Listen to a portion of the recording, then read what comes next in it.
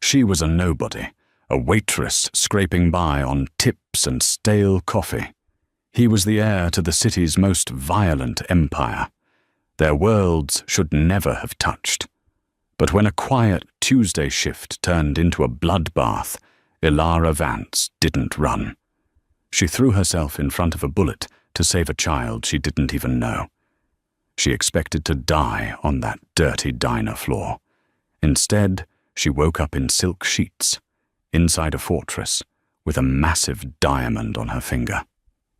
She wasn't just a survivor anymore. She was Mrs. Lorenzo Valenti. But in the Mafia, a wedding ring isn't a promise of love, it's a target. Get ready for a story of blood, betrayal, and a passion dangerous enough to burn the city down. The neon sign of Joe's all-night diner buzzed with an irritating insect-like hum, flickering against the relentless New York rain. Inside, the air smelled of grease, pine-scented cleaner, and the damp wool of the late-night crowd. Ilara Vance wiped down the counter for the 50th time that night, her movements mechanical. At 24, her life was a series of calculations. 3 shifts a week at Joe's covered rent in her shoebox apartment in Queens. 2 shifts at the library covered tuition. The remaining $17 in her tip jar would hopefully cover groceries, provided she stuck to ramen and apples. "Hey, Ilara, top me off." She forced a smile for Mr. Henderson, a regular who tipped in nickels. "Coming right up, Earl." As she poured the black coffee, the bell above the door chimed. It wasn't the usual drunk stumbling in from the dive bar next door, nor was it a trucker looking for pie. A boy walked in. He couldn't have been more than 7 years old. The atmosphere in the diner shifted subtly, a primal instinct rippling through the room. The boy was dressed in a miniature navy peacoat that likely cost more than Ilara's entire tuition. His hair was slicked back, dark as oil, and his eyes, terrified, wide and intelligent, darted around the room. He was clutching a teddy bear that looked worn, the only ordinary thing about him. He didn't look at the menu. He looked at the door behind him. Ilara felt a cold prickle on the back of her neck. She set the coffee pot down. "Hey there, sweetie," she said, her voice dropping to a gentle hush. "You lost?" The boy didn't answer. He scrambled onto a stool at the far end of the counter, trying to make himself small. Ilara wiped her hands on her apron and started moving toward him. But the bell chimed again. This time, the door didn't just open, it was shoved with force. 2 men entered. They wore rain-slicked leather jackets and heavy boots. They didn't look like customers. They looked like predators. One of them, a man with a jagged scar running through his eyebrow, scanned the room until his gaze locked on the small boy in the peacoat. The boy whimpered. It was a sound so small, so filled with pure, distilled terror, that it shattered Ilara's paralysis. "There he is," Scar-Eye muttered, reaching into his jacket. Time warped. It became something thick and viscous, like syrup. Ilara saw the glint of blue steel as the gun cleared the leather jacket. She saw the boy squeeze his eyes shut, hugging the bear.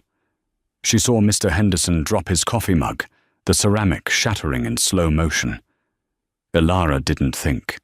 She didn't calculate her tuition or her rent. She simply moved.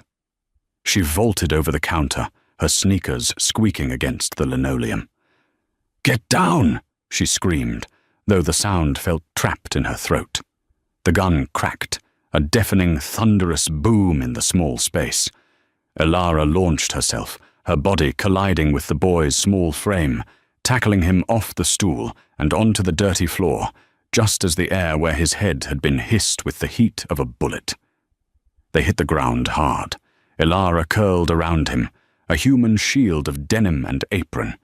Bang! Bang! 2 more shots. Pain, white-hot and searing, exploded in her left shoulder. It felt like being struck by a sledgehammer made of fire. "Stay down," she gasped. pressing the boy's face into her chest. Her uniform was wet, but not from the rain. "Don't! Look!" The door chimed again, shouting, more gunfire, but this time it sounded different, heavier, rhythmic, controlled, the sound of bodies hitting the floor. "Leo! Leo!" A deep, baritone voice roared, filled with a terrifying mixture of panic and rage. The boy in her arms sobbed. "Papa!" Ilara's vision began to blur at the edges. The ceiling fan was spinning too fast. A man dropped to his knees beside them. He smelled of expensive cologne, santal and cedarwood, and gunpowder. Expensive leather shoes filled her fading vision. "She's hit," the deep voice growled. "Get the car, now!" Large, rough hands touched her. They were gentle, surprisingly so. "I've got you," the voice said. It was the last thing she heard before the darkness swallowed her whole. Waking up was not a singular event, but a series of confusing, disjointed moments.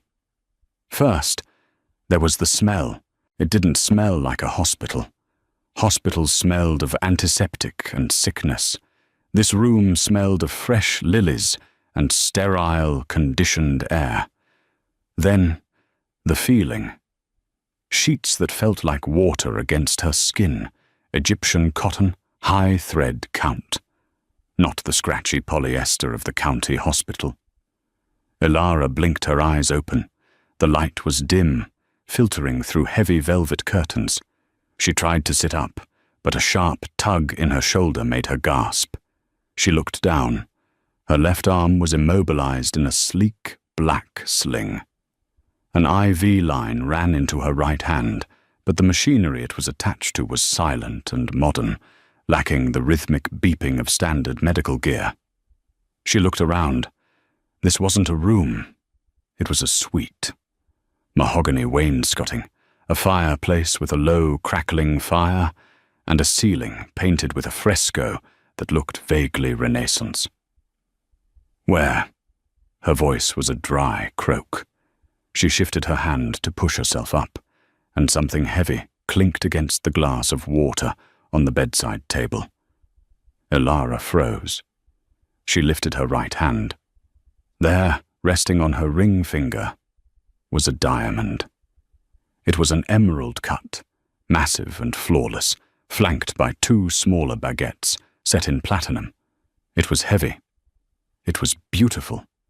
It looked like it cost more than the entire block she grew up on. "I see you're awake."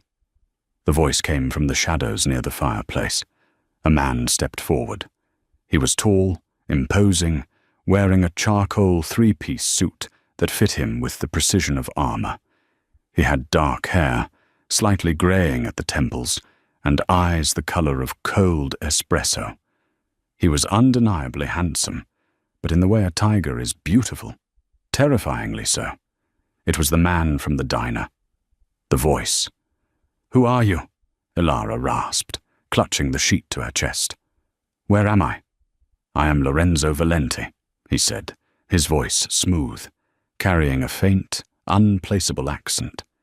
"And you are in my home, in the Hamptons. You have been unconscious for 3 days." Valenti. The name hit her like a physical blow.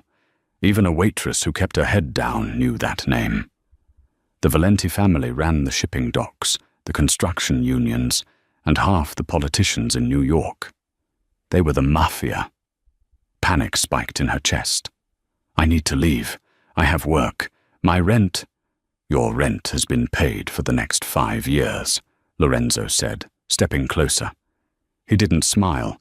"Your tuition at NYU has been paid in full. Your landlord has been informed you are on an extended sabbatical." Ilara stared at him, her heart hammering against her ribs. "Why?" Lorenzo stopped at the foot of the bed. His expression softened, just a fraction. "Because you saved my son, Leonardo. You took a bullet meant for his heart." The memory rushed back. The boy, the gun, the burning pain. "Is he okay?" she asked softly. "He is physically unharmed thanks to you. He is shaken." but alive. Lorenzo gripped the footboard of the bed, his knuckles turning white. "I owe you a debt I cannot repay with money, Miss Vance. However, there is a complication." Ilara looked down at her hand again. The ring glittered under the chandelier light, mocking her. "What is this?" she whispered, holding up her hand. "Why am I wearing this?" Lorenzo sighed, a sound of heavy weariness. He walked to the side of the bed and poured her a glass of water from a crystal carafe. "The men who attacked you, they are from the Cipriani family. Rivals. They broke the oldest rule. Never touch the children." He handed her the glass. "When my men extracted you from the diner, the paparazzi and onlookers were already there. A photo was taken. Of me carrying you. Of you bleeding." Ilara took the glass with a trembling hand. So the media began to ask who the woman was that the Don of the Valenti family carried out with his own hands. If they know you are just a waitress, a civilian, the Ciprianis will finish the job they started. They will torture you to get to me, or kill you just to send a message that no one is safe around me. He paused, his dark eyes locking onto hers. "To protect you, I had to make you untouchable. In my world, there is only one class of people the rival families hesitate to touch without starting an all-out war. Family." Ilara felt the blood drain from her face. "You don't mean—" "I released a statement this morning," Lorenzo said, his voice devoid of emotion. "The press believes we have been seeing each other in secret for 6 months. They believe we eloped 3 days ago, just before the attack." He pointed to a folded newspaper on the nightstand. The headline screamed, "Valenti boss weds mystery heroine in secret ceremony." "I forged the marriage certificate," Lorenzo said calmly. "Legally, on paper, and in the eyes of every killer in New York. You are my wife." Ilara dropped the glass. It didn't break on the thick Persian rug, but water soaked into the expensive wool. "You married me without my consent," she shouted, ignoring the pain in her shoulder. "You can't do that. This is insanity. I'm going to the police." Lorenzo laughed, a dry, humorless sound. "The police commissioner was a guest at my estate last weekend, Ilara.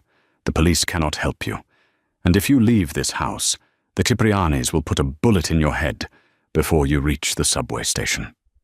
He leaned in, placing a hand on the mattress near her hip. The intrusion into her space was electric and terrifying. "I know this is not the life you chose, but it is the life you have now. You stay here. You play the role of the loving stepmother to my son, who, by the way, has been asking for you every hour, and you live in luxury. You are safe. You are a Valenti." "And if I refuse?" Ilara challenged, though her voice shook. Lorenzo straightened up, buttoning his suit jacket. "Then you walk out that door, and you are dead by sunset. The choice is yours, Mrs. Valenti." He turned to leave. At the door, he paused. "Dinner is at 7. Dress formally. We have guests coming to pay their respects to the newlyweds." The heavy oak door clicked shut, leaving Ilara alone with the silence, the pain in her shoulder, and the diamond that felt heavier than a shackle. She wasn't just a waitress anymore. She was a prisoner in a golden cage, married to the devil himself. For an hour after Lorenzo left, Ilara sat frozen, staring at the Persian rug where the water stain was slowly drying. The reality of her situation settled over her like a lead blanket. She was trapped. The NYPD, the tuition payments, the fake marriage certificate. Lorenzo Valenti had woven a web so tight she couldn't even see the gaps, let alone squeeze through them. She finally moved when a soft knock sounded on the door. It opened to reveal an older woman with severe grey hair, pulled back in a tight bun, dressed in a stark black housekeeper's uniform. "Mrs. Valenti," the woman said, the title making Elara flinch. "I am Eleanor. Mr. Valenti has instructed me to help you prepare for dinner. The doctor is also here to check your dressing." "I can dress myself," Elara said, her voice stronger than she felt. "With one arm in a sling?" "I doubt it," Elena said, not unkindly, but with a firmness that brokered no argument. The doctor first. The checkup was quick and professional. The doctor, a nervous man named Dr. Albright, who smelled faintly of scotch, changed the dressing on her shoulder. The wound was angry and ugly, a jagged reminder of the diner floor.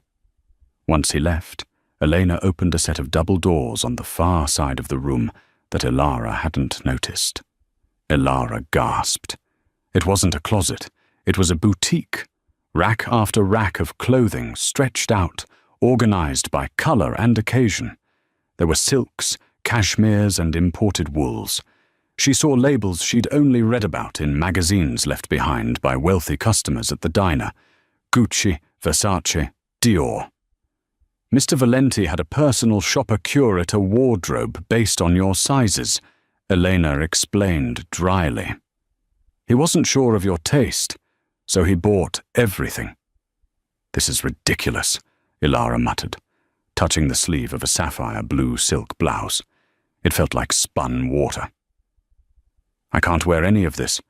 It's not me." "It is now," Elena said. "Tonight is about appearance.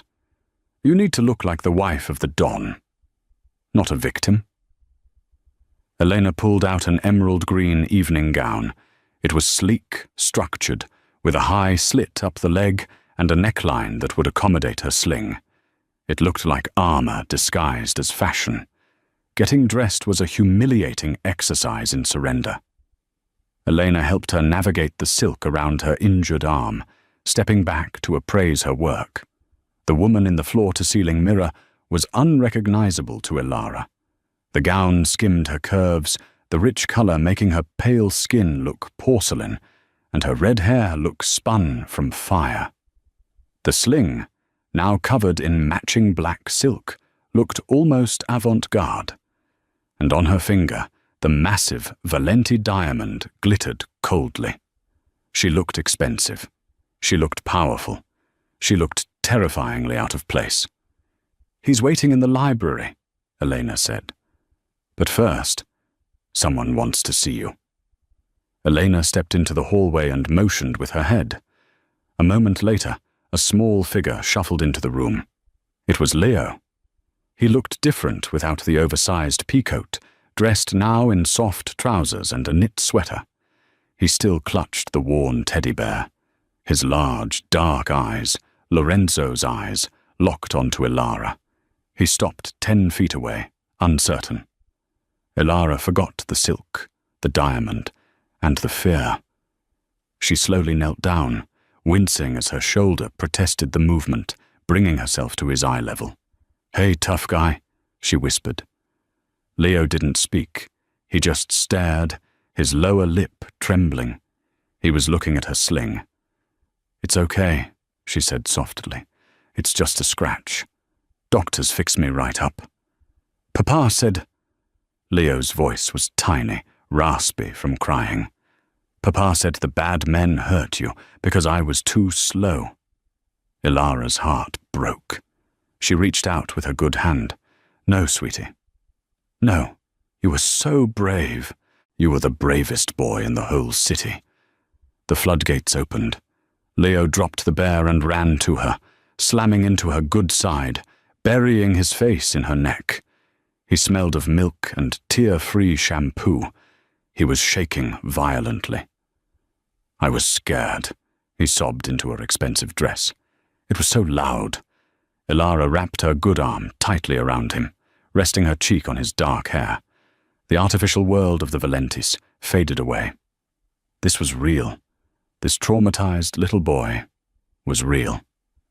"I know," she soothed, rocking him slightly. "I was scared too, but we're okay. You're safe now." She looked up and saw Lorenzo standing in the doorway. He had changed into a tuxedo, looking devastatingly sharp. He was watching them, his expression unreadable, a muscle ticking in his jaw as he looked at his son clinging to the strange woman who had saved his life. For a moment, the ruthless Mafia Don looked almost helpless. Leo sniffled and pulled back, wiping his nose on his sleeve. He looked at Elara with total, unwavering trust. "Are you staying?" Elara felt Lorenzo's gaze burning into her. She thought of the contract, the threat, the golden cage. Then she looked at Leo's tear-stained face. "Yeah, Leo," she whispered, brushing hair out of his eyes. "I'm staying for a while." The library was vast, smelling of old leather and expensive scotch.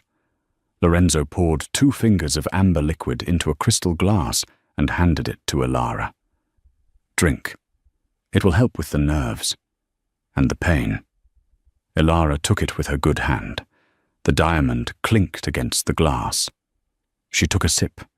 It burned, pleasantly going down, settling the tremors in her stomach. Lorenzo scanned her from head to toe. His eyes gave nothing away, no approval or lust, just a cold assessment of an asset. "The dress works. You look the part."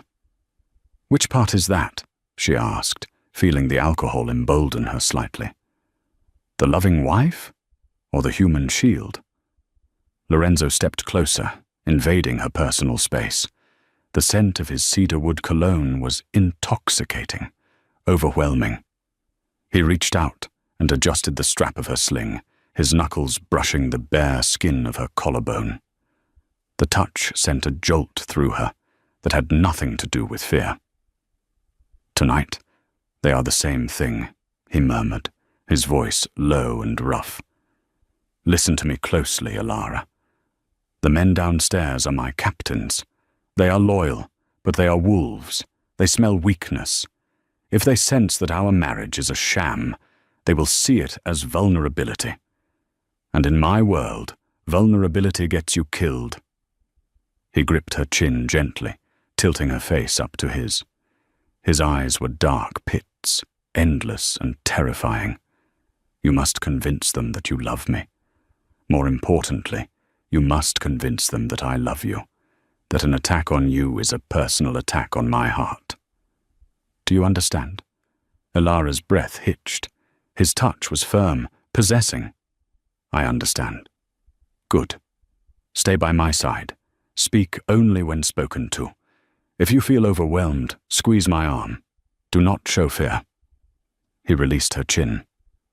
"Shall we, my dear?"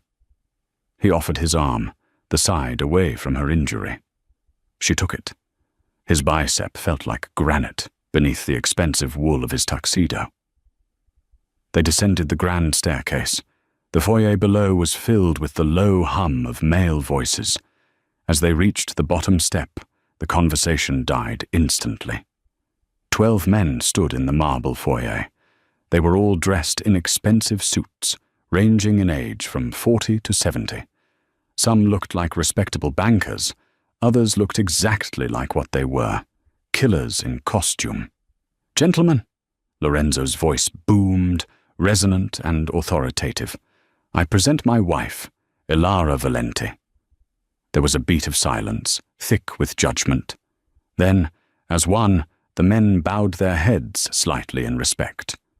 "Don Valenti, Donna Elara," an older man with silver hair at the front said smoothly. "Congratulations. A surprise, but a welcome one. We were all relieved to hear of your recovery." "Thank you, Salvatore," Lorenzo said, guiding Elara toward the dining room. The table stretched the length of the room, set with gold-rimmed china and enough silverware to confuse royalty. Dinner was an ordeal. The food was exquisite. Truffle risotto, filet mignon, but Elara could barely taste it. She felt 12 pairs of eyes dissecting her every move.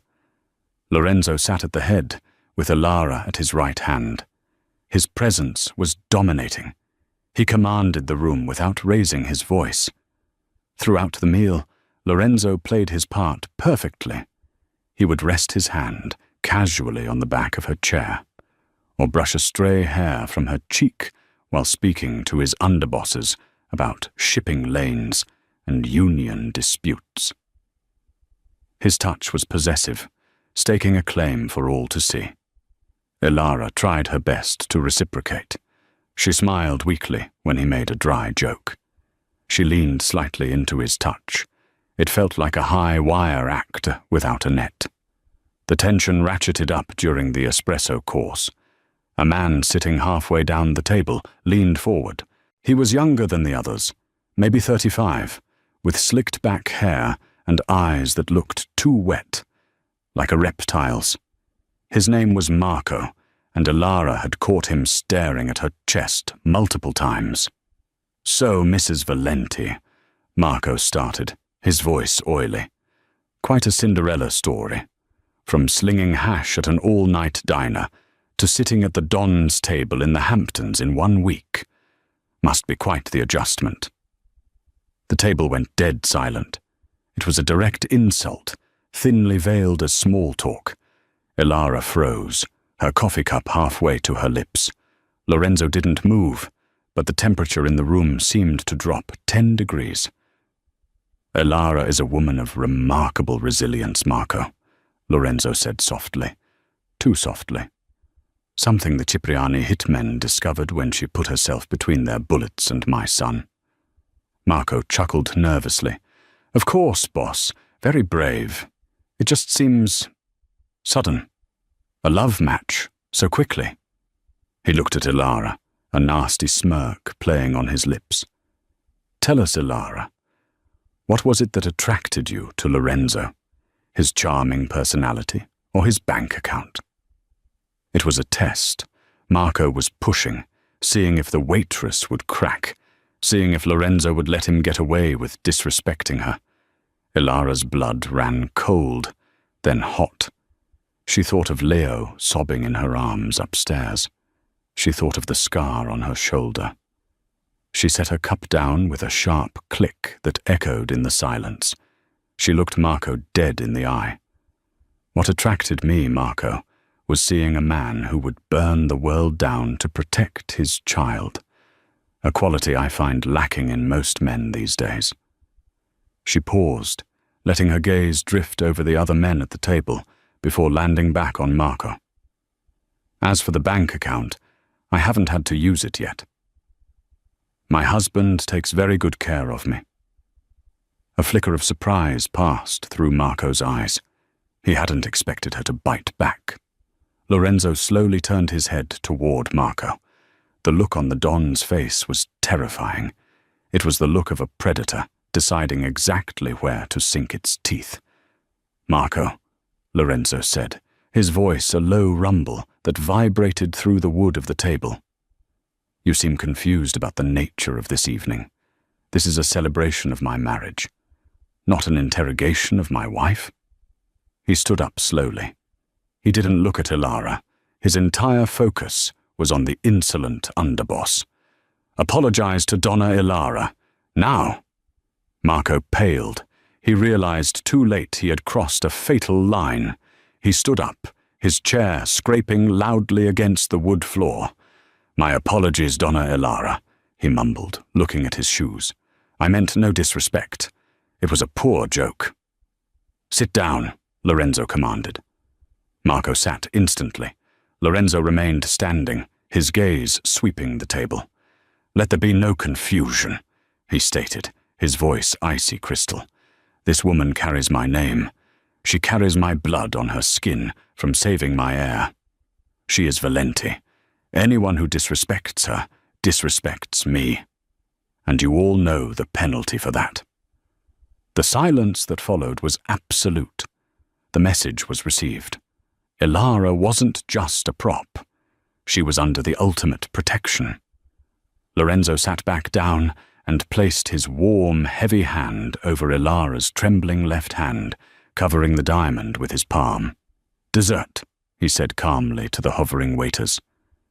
As the staff moved in with silver trays, Lorenzo leaned close to Ilara's ear, his breath warm against her neck. "Well done, wife," he whispered. Ilara shivered. She had survived the lion's den, but she realized with dawning horror that the most dangerous beast in the jungle was the one holding her hand. 3 weeks had passed since the dinner from hell. Life in the Valenti estate had settled into a strange, suffocating rhythm. Ilara's shoulder had healed enough to shed the sling, leaving behind a puckered pink scar that she traced in the mirror every morning, a permanent reminder that her old life was dead. She had become a ghost in a mansion of secrets. She spent her days with Leo, reading to him in the library or playing chess, a game the 7-year-old was prodigiously good at. Lorenzo was a phantom, appearing only for dinner, smelling of cigars and gunpowder, his eyes always scanning the perimeter, never resting on her for too long. But tonight was different. Tonight was the annual Venetian charity gala at the Plaza Hotel. It was the biggest social event of the season, and more importantly, it was neutral ground where the 5 families pretended to be civilized over champagne and caviar. "Hold still," Elena muttered, pinning a diamond brooch into Ilara's hair. Ilara stared at her reflection. The dress Lorenzo had chosen was a weapon in itself, a floor-length gown of midnight blue velvet, backless and long-sleeved, fitting her like a second skin. A mask of silver filigree and sapphire sat on the vanity table. "Do I really have to go?" Ilara asked, her stomach churning. "The Don cannot appear weak," Elena said, her voice softer than usual. "A man who hides his wife is a man who fears for her safety. If he parades you, it shows he is untouchable."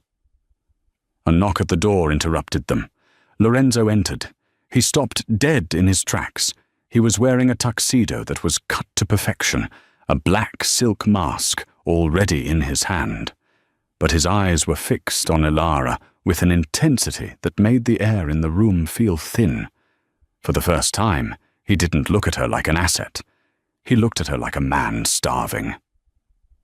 "You look—" He cleared his throat, a rare crack in his armor. "Adequate." Ilara smirked, grabbing her silver clutch. High praise from the boss. The drive to the city was silent, the armored limousine cutting through the rain. Lorenzo's hand rested on his knee, clenching and unclenching. "Stay with me," he said as the car slowed. "Do not go to the restroom alone. Do not accept drinks from anyone but the bar. If the music stops, you drop to the floor." "Romantic," Ilara deadpanned. "I am not trying to romance you, Ilara. I am trying to keep you alive." Inside, the ballroom was a sea of masks and jewels. The air smelled of expensive perfume and hidden malice. As they walked in, heads turned. Whispers hissed like snakes behind fans. The waitress, the hero, the wife. Lorenzo placed a hand on the small of her back. The heat of his palm burned through the velvet. They danced, a waltz that felt more like a battle. Lorenzo moved with surprising grace, guiding her effortlessly through the crowd. "They are all watching," he whispered in her ear, pulling her flush against him. "Let them watch," Ilara whispered back, her confidence surprising even herself. "I'm not afraid of them. I took a bullet, remember?" Lorenzo pulled back slightly, his dark eyes searching hers behind the silver mask. "I remember. Every night." The moment was shattered by a man approaching them. It was Salvatore, the silver-haired underboss from the dinner, wearing a gold mask. "Don Valenti." "Donna Ilara." Salvatore nodded respectfully. "A beautiful evening. But there is urgent business. The union rep is in the smoking room. He is asking for more." Lorenzo's jaw tightened. He looked at Ilara. "I will be 10 minutes. Stand by the bar. Do not move." "I'm not a child, Lorenzo. Go." He hesitated, then squeezed her hand and vanished into the crowd with Salvatore. Ilara stood by the marble bar, sipping sparkling water. She scanned the room, her paranoia heightened by Lorenzo's warnings. She saw a waiter move too quickly, a couple arguing too quietly. Then she saw him. A waiter was cutting through the crowd, carrying a tray of champagne. But he wasn't looking at the guests. He was looking at the smoking room door where Lorenzo had just exited. His hand was reaching under his serving towel. It was a movement Ilara recognized. She had seen it in a diner 3 weeks ago. The gun. Adrenaline, cold and sharp, flooded her veins. She didn't think. She didn't scream. She scanned the room for Lorenzo. He was standing by a pillar, deep in conversation with Salvatore. The waiter was coming up behind him, the gun now visible, a silenced pistol. Ilara moved. She threw her heavy crystal glass at a passing server, shattering a tower of champagne flutes with a deafening crash. Crash! The music stopped. The room froze. Lorenzo spun around at the noise, his hand instinctively going to his hip. The distraction worked. The assassin, startled by the crash, hesitated for a split second. In that second, Lorenzo saw the gun. Pop, pop. Lorenzo fired 2 shots from his own concealed weapon before the assassin could raise his arm. The attacker dropped to the floor, dead before he hit the marble. Screams erupted. Chaos. "Ilara!" Lorenzo roared, scanning the panic-stricken crowd. "I'm here!" She ran toward him, kicking off her heels to move faster. But as she reached him, another figure emerged from the crowd. Not an assassin, but a police officer in uniform. Then another, and another. The doors burst open, and a dozen SWAT team members flooded the room. "NYPD! Everybody down!" Lorenzo grabbed Ilara, pulling her behind the thick marble pillar. "It's a set-up," he hissed. "Not a hit. A raid." "But you own the police commissioner," Ilara cried. "Not the feds," Lorenzo growled, looking at the tactical gear. "This is FBI. Someone gave them the books. Someone gave them everything." He looked at Salvatore, who was standing next to them, looking pale. "Salvatore, get the car to the back exit," Lorenzo commanded. Salvatore nodded and ran. "Come on." Lorenzo grabbed Ilara's hand. They didn't run toward the exit. They ran toward the kitchens. They burst through the swinging doors, startling the chefs. Lorenzo navigated the labyrinth of stainless steel like he had memorized the blueprints. They exited into a wet, garbage-strewn alleyway. "Where is the car?" Ilara gasped, the cold air hitting her exposed back. The alley was empty. No limousine, no Salvatore. Just a black van idling at the end of the block, its headlights off. "He's not coming," Lorenzo said, his voice deadly calm. He pulled Ilara behind a dumpster, just as the side door of the van slid open, and automatic gunfire chewed up the brick wall where they had been standing a second ago. "Salvatore!" Lorenzo spat the name like a curse. He didn't call the car, he called the cleanup crew. They survived the alley by a miracle and a heavy dose of violence. Lorenzo had returned fire, suppressing the shooters long enough for them to break a window and scramble into the basement of a neighboring laundromat. They had moved through the sewers, a humiliating, filthy trek that ruined the velvet dress and the tuxedo, until they emerged in Hell's Kitchen, miles away from the chaos. Now, they were in a safe house. It was a small, dusty apartment above a failing bakery, stocked with nothing but medical supplies, canned food, and weapons. Ilara sat on the edge of the sagging mattress, shivering. She was covered in grime, her feet bleeding, her expensive dress torn. Lorenzo was pacing the small room, stripping off his ruined jacket and unbuttoning his blood-stained shirt. He was a caged animal, vibrating with rage. "Salvatore," he muttered again, pacing. "He's been with my father since before I was born. He held me at my baptism." "He set you up," Ilara said quietly. She wasn't shaking anymore. The shock had faded, replaced by a cold clarity. At the party, he led you away. He distracted you so the shooter could get close, and when that failed, he called the feds to flush you out into the alley.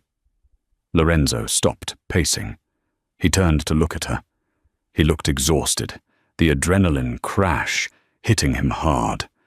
He walked over to her and knelt down, much like she had done for Leo weeks ago. He took her bruised feet in his large, rough hands. He didn't speak. He just found a wet cloth from the bathroom and began to gently wipe away the dirt and blood from her soles. The act was so intimate, so subservient, that it stole the breath from Ilara's lungs. "Why?" she whispered. "Why are you doing this?" Lorenzo looked up, his eyes dark and unguarded. "Because you saved me tonight. Again. You saw the shooter before I did. You caused the distraction." He finished cleaning her feet and sat back on his heels, resting his hands on her knees. "I pulled you into this hell, Ilara. I forced you to marry me. I threatened you. And yet, you fight for me. You fight for my son." He shook his head as if he couldn't understand it.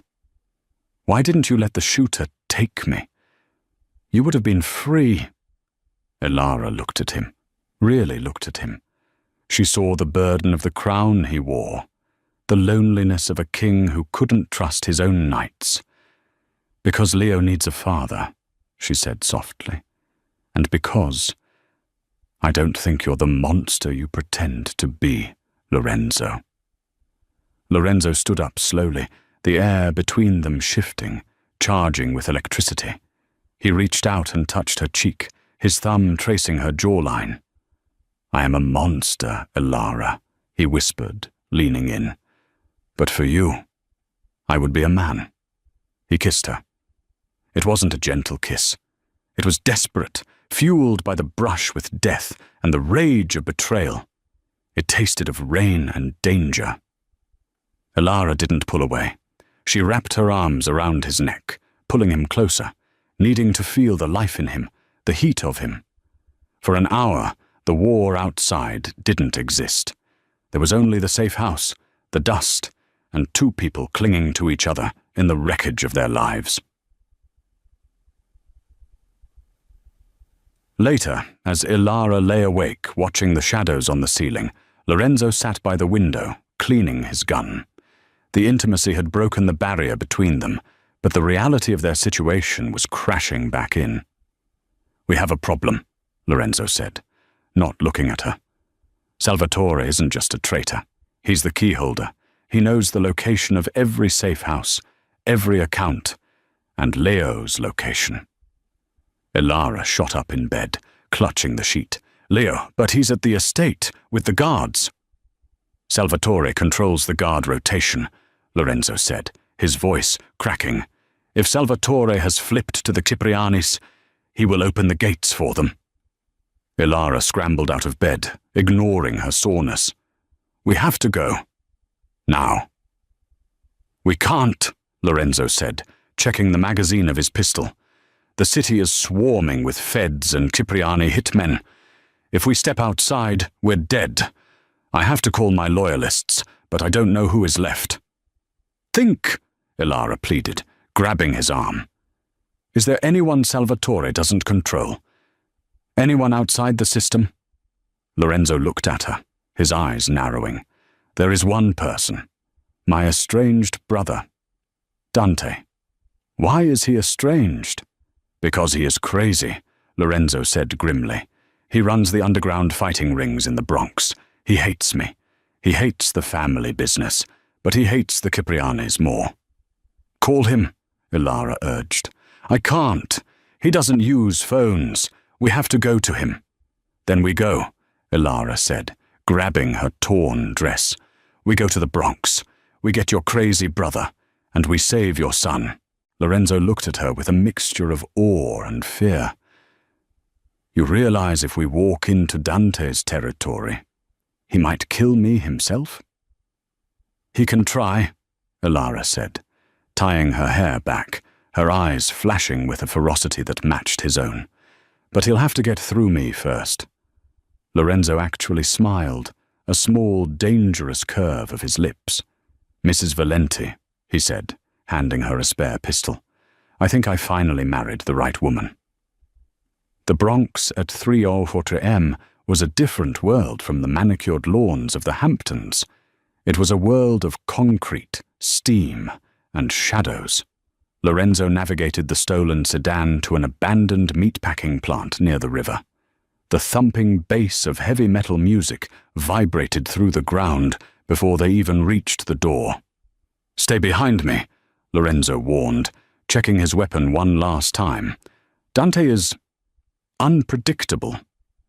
They pushed through the heavy iron doors into the pit.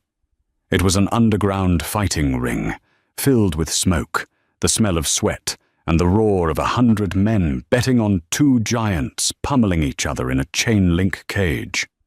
Lorenzo walked through the crowd like Moses parting the Red Sea. Men stopped cheering and turned to stare.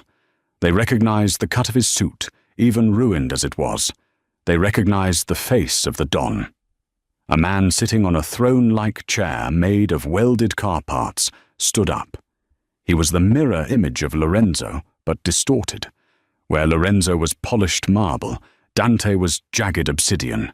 He was covered in tattoos, his shirt unbuttoned, a scar running down his neck.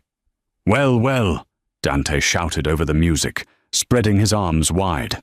"The prince of the city descends to the sewers. Did you get lost, brother? Or did you finally run out of friends?" "I need your help, Dante," Lorenzo said, his voice cutting through the noise. Dante laughed, a harsh, barking sound. He hopped down from the platform. "You need my help, you who exiled me, you who said I was too wild for the family." He circled Lorenzo, ignoring Ilara. "Give me one reason why I shouldn't let the Ciprianis peel your skin off." "Because they have Leo." Ilara stepped forward. Her voice wasn't loud, but it was steady. Dante stopped circling. He looked at Ilara, really seeing her for the first time. He looked at the dried blood on her dress, the gun tucked into her waistband, and the fire in her eyes. "Who is this?" Dante asked, amused. "This is my wife," Lorenzo said. "Fake wife," Ilara corrected. "But the boy is real. Salvatore betrayed us. He let the Ciprianis into the estate. They have your nephew Dante, a 7-year-old boy who has never done anything to anyone." Dante's amusement vanished. The chaotic energy in his eyes hardened into cold fury. In the Valenti bloodline, hatred for each other was strong, but the rule of blood was absolute. "Salvatore!" Dante spat on the concrete. "I always knew that snake had no spine." He turned to the crowd of fighters, men with broken noses, cauliflower ears, and nothing to lose. "Boys!" Dante roared. "The fight is over. Pack your gear. We're going to the Hamptons. We're going hunting." The siege of Valenti Manor. The sun was just beginning to bleed grey light over the horizon when the convoy of battered trucks and motorcycles roared up the long driveway of the Valenti estate. The Cipriani guards at the gate didn't stand a chance. Dante's crew didn't use tactics. They used brute force. They rammed the gates with a reinforced truck, pouring out with baseball bats, chains, and shotguns. Lorenzo and Ilara didn't wait for the skirmish. While Dante's men drew the fire of the perimeter guards, Lorenzo led Ilara through the servants' entrance he had used as a child. The house was quiet, a deadly, ominous silence. The bodies of Lorenzo's loyal guards littered the hallway. Lorenzo stepped over them, his face a mask of stone, but Ilara could feel the tremors of rage radiating off him. "Upstairs," Lorenzo whispered. "The nursery." They moved tactically, clearing corners. Ilara held the gun Lorenzo gave her with 2 hands, her heart hammering a frantic rhythm against her ribs. "Please let him be alive. Please." They reached the heavy oak doors of the nursery. Lorenzo didn't knock. He kicked the door open, his gun raised. "Drop it, Lorenzo!" The shout came from the far corner. Salvatore stood there, sweating, his eyes wild. He had one arm wrapped around Leo's neck, a pistol pressed to the boy's temple. Leo was sobbing silently, clutching his teddy bear, his feet dangling off the ground. Salvatore. Lorenzo lowered his gun slowly, holding up his other hand. Let the boy go. This is between us. It's over, Lorenzo, Salvatore screamed. The Ciprianis promised me the city. They said you were weak, soft, playing house with a waitress. You're right, Lorenzo said, stepping forward inch by inch. I was distracted, but I'm here now. Look at me, Salvatore. Look at your Don. Stay back. Salvatore pressed the gun harder into Leo's skin. Leo winced. Elara was standing in the doorway, partially hidden by the frame. Salvatore was focused entirely on Lorenzo. He didn't see her. She looked at Leo. The boy's eyes found hers. He looked terrified. But when he saw her, a flicker of recognition passed through his panic. Elara remembered the game they played, statues. She locked eyes with Leo and slowly put a finger to her lips. Then she mouthed the word, drop. It was a gamble, a terrible, reckless gamble. But Leo was smart, and he trusted her. Now, Leo, she screamed. Leo went dead weight. He slumped down, pulling his small body downward. Salvatore, surprised by the sudden shift in weight, stumbled slightly, his aim wavering as he tried to pull the boy back up. That split second was all Elara needed. She didn't try to shoot Salvatore in the head. She wasn't a sniper. She aimed for the largest target she could see. Bang! The shot hit Salvatore in the shoulder. He screamed, dropping the gun and releasing Leo. Run, Leo! Lorenzo roared. Leo scrambled across the floor toward Elara. She scooped him up, spinning him out of the room just as Lorenzo opened fire. 3 shots. Chest, chest, head. Salvatore collapsed against the toy chest, his ambition and his betrayal bleeding out onto the hardwood floor. Silence returned to the room, heavy and ringing. Lorenzo stood over the body for a moment, his chest heaving. Then he turned. The monster vanished, replaced by the father. He fell to his knees as Elara and Leo ran to him. He wrapped his massive arms around both of them, burying his face in Leo's neck, crushing them into a singular, trembling embrace. I've got you, Lorenzo whispered, his voice breaking. I've got you both. 6 months later. The garden of the Valenti estate was in full bloom. The security was tighter now, run by Dante, who had decided that living in luxury was better than living in a sewer, provided he got to punch people occasionally. Elara sat on the stone bench, watching Leo teach a very large, very scary-looking bodyguard how to play hopscotch. She looked down at her hand. The massive emerald-cut diamond was still there, but the heavy platinum band next to it was new. Thinking of running away? Lorenzo stepped up behind her. He rested his hands on her shoulders, his touch warm and familiar.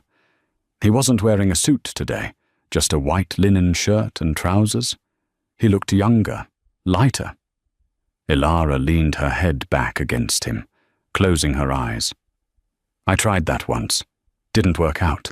I ended up in a shootout in the Bronx. Lorenzo chuckled, pressing a kiss to the top of her head. A tragic failure on your part. He walked around the bench and sat next to her, taking her hand. He ran his thumb over the scar on her shoulder, visible beneath her sundress. The contract expires in 6 months, Lorenzo said quietly. Technically, you can take the money and go. You can have your old life back. No guards, no guns. Elara looked at him. She looked at the sharp line of his jaw, the dark eyes that used to terrify her, but now looked at her with an intensity that made her knees weak. She looked at Leo, laughing in the distance.